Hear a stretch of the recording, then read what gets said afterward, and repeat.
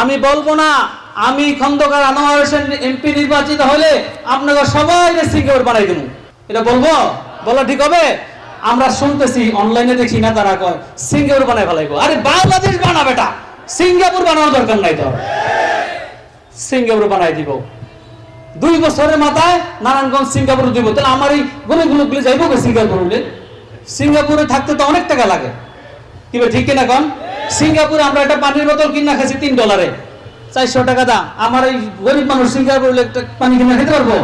এই বাউতাবাজি ছেড়ে দেন, এই বাউতাবাজি নীতির পরিবর্তন করেন, খোলাফার রাজনীতির দাওয়াত দেন, জবাবদিহিতামূলক নেতা তৈরি হবে, তাকওয়ালা নেতা তৈরি হবে।